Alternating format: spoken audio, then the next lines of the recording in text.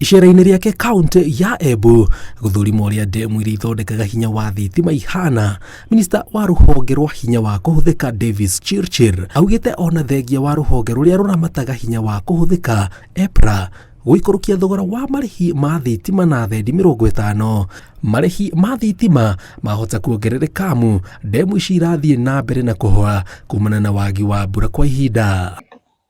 Basically, the water levels are, it is energy storage. Water is a form of potential energy. It sits there, and when you push it down, downstream, those 20, 30, 40 meters, it runs the turbines.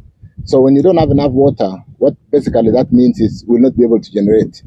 What we might be doing in a short while might be, if it gets worse, we'll be closing Masinga, which is a 40 megawatt generation. But Masinga is used as a reservoir to hold water for the downstream generation. Demu ya Masinga, Kaburu, Gitaru, Kiandaruma na Kiambere nĩ imwe cia demu iria ithondekaga mwaki wa thitima ũrĩa ũhũthĩkaga bũrũri-inĩ. Chirchir akiuga irathiĩ na mbere na kũhũana ta demu ya Masinga ĩna rita tiririoni 1 na yagĩrĩirwo gũkorwo na maĩ tiririoni 1.5 rĩrĩa ĩrathondeka mwaki wa thitima. France as one of the leading countries in terms of use of renewable energy.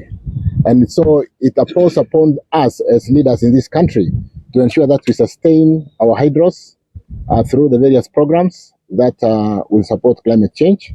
Augĩte maya mothe macũngĩrĩirio nĩ ũgarũrũku wa rĩera rĩrĩa rĩcũngĩrĩirie wagi wa mbura kwa ihinda. Akiuga kambuni ya Kengen ĩrĩa ĩthondekaga hinya wa mwaki wa thitima ĩtigĩtwo ĩtarĩ na wĩki tiga kwambĩrĩria kũhũthĩra ndithũrũ ta kĩhumo kĩa hinya wa mwaki wa thitima, ũndũ ũrĩa nĩ goro na Akenya maya kwambĩrĩria kũigua ũrugarĩ wa kwambatĩra kwa thogora wa marĩhi ma thitima ona makĩria. Hopefully, God willing, and with the weather outlook that we are receiving sometimes in the next 10 days, we expect that we should be able to go through this period. The only challenge is we might get power being slightly expensive because we are ramping the diesel generation more than we ordinarily should be doing. Diesel is normally used for peaking during the peak times between 6 o'clock in the evening and 10 when our homes light up and industries are running. We need maximum power.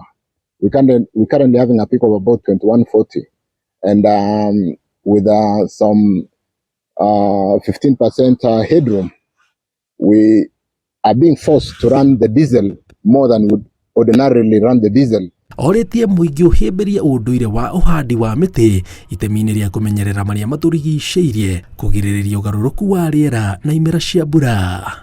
Ngĩribotera Inooro TV, njĩtagwo Jenga Wambui.